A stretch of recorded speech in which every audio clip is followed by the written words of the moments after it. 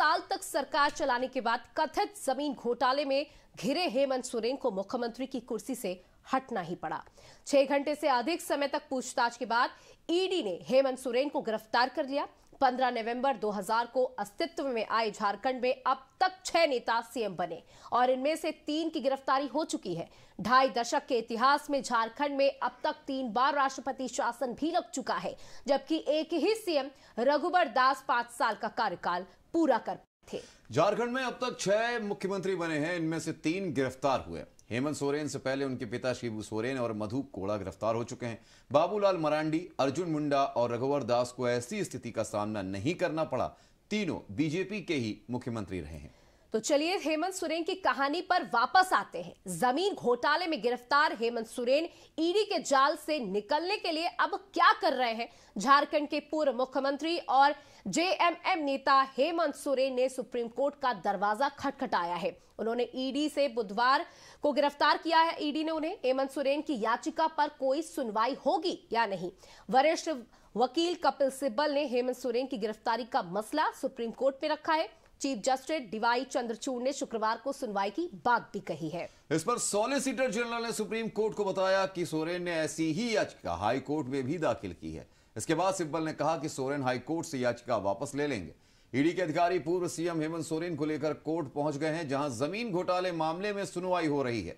वहीं भारी सुरक्षा के बीच हेमंत सोरेन को लेकर ईडी की टीम पीएमएलए कोर्ट पहुंच गई है। हेमंत सोरेन ने कोर्ट के सामने सिर झुकाया, हाथ हिलाकर लोगों का अभिवादन स्वीकार किया और कोर्ट में हेमंत सोरेन जिंदाबाद के नारे लगे।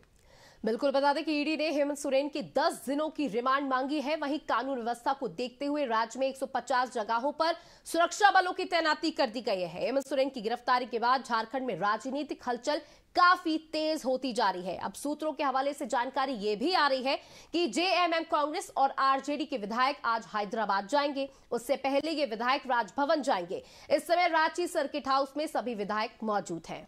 रांची में सर्किट हाउस के भीतर अब तक 43 एमएलए हैं। 5 विधायक रांची में रुक सकते हैं। ये गठबंधन में शामिल अलग अलग पार्टियों के वो 5 प्रतिनिधि हैं जो कल राज्यपाल से मिले थे। सरकार बनाने का आमंत्रण की सूरत में ये तुरंत राजभवन आ सकते हैं, जिनमें जेएमएम से चंपई सोरेन, कांग्रेस नेता आलमगीर आलम, आरजेडी के सत्यानंद भोक्ता, जेवीएम के प्रदीप यादव और सीपीआई-एमएल के विनोद सिंह शामिल हैं।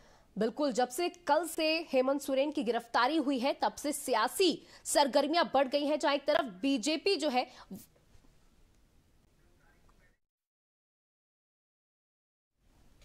तो आइए आपको बता दें, गिरफ्तारी से पहले हेमंत सोरेन का क्या कुछ कहना है वो भी हम आपको यहां सुनवा देते हैं। आज मुझे ईडी गिरफ्तार करने आई है।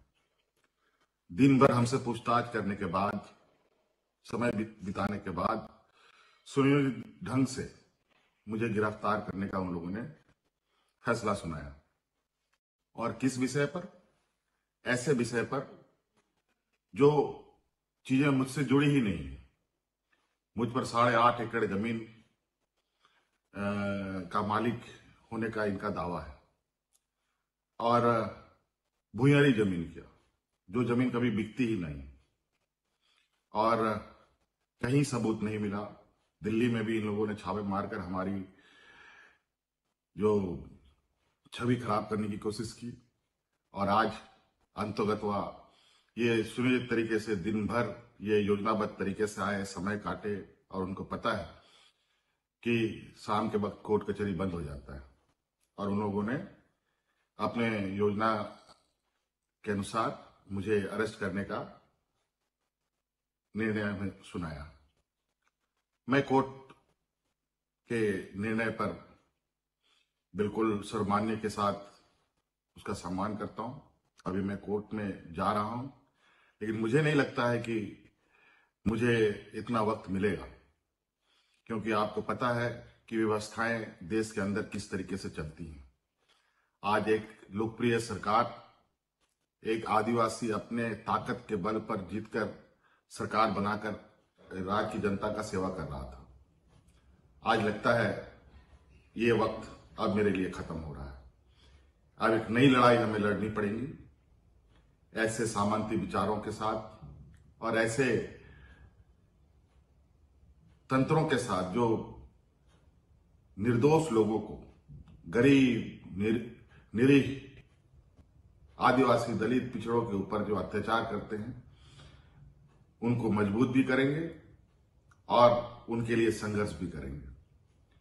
आज मुझे संभवतः ये लोग अपने कब्जे में ले लेंगे।